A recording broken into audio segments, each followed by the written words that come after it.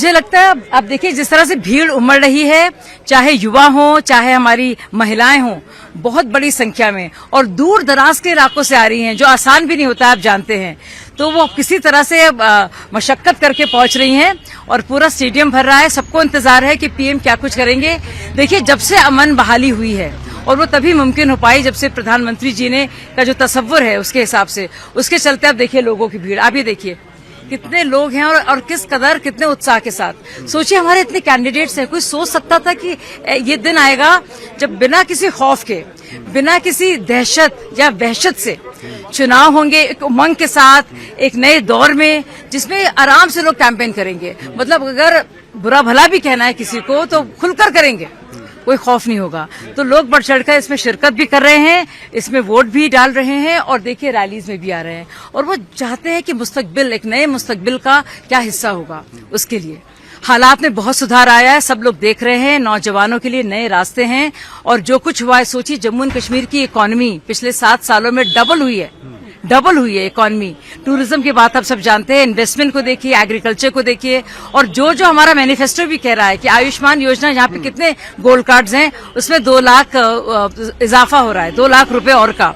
इसके अलावा अगर आप देखेंगे कोचिंग के लिए, सोचिए वहाँ वो लोग पत्थरबाजी के लिए उकसाते थे और हाथ में पत्थर देते थे, हम लोग किताबें और टैबलेट्स की बात कर रहे हैं। तो मुझे लगता है वो सब और पूरे विस्तृत तौर पर क्या कुछ है कश्मीर की झोली में, कश्मीर वासियों के लिए और तफसील से प्रधानमंत्री बताएंगे और उनको देखने की बहुत जबरदस्त उमंग है आम लोगों में।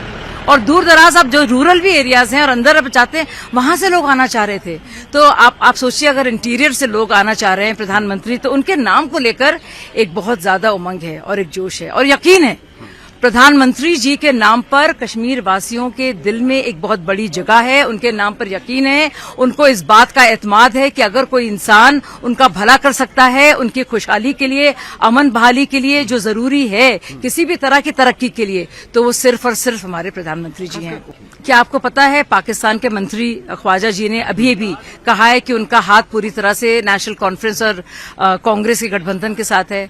तो पूरी तरह से पर्दाफाश हो चुका है कि पाकिस्तान पूरी तरह से बैक कर रहा है नेशनल कॉन्फ्रेंस को और कांग्रेस पार्टी को, और मुझे लगता है इससे ज्यादा दुर्भाग्यपूर्ण बात नहीं हो सकती है। लगातार हम लोग कह रहे हैं कि कांग्रेस का हाथ है अलगाववादियों के साथ, अब अलगाववादी तो छोड़िए, खुद पाकिस्तान ने ही उनको बैक कर दिया है, ये अभी लेटेस्ट जो पता चला है।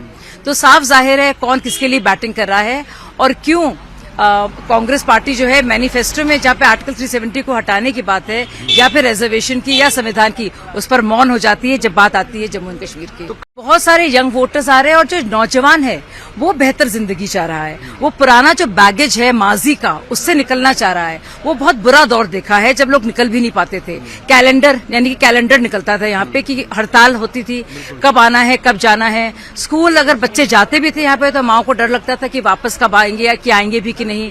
ज्यादातर बच्चे तो जम्मू में पढ़ते थे जो पढ़ा सकते थे और या फिर और जगह। जो गरीब जो है परिवार कश्मीरी, उनके लिए बहुत दिक्कत रही है। तो आप नौकरी पे भी जा सकते हैं और नौकरी के आस भी बढ़े हैं और प्रोडक्टिविटी भी उसमें आई है, क्योंकि एक वहशत का जो साया था वो हट गया है।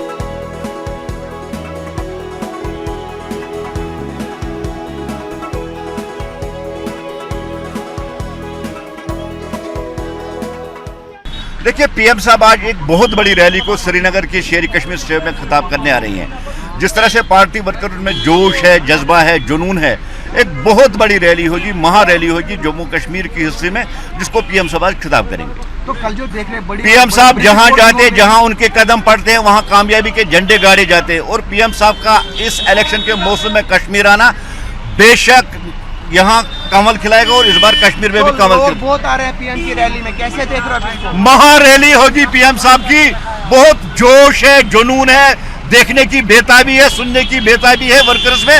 वर्कर अब सुबह से ही यहाँ से में आ रहे हैं पीएम साहब को देखने के लिए।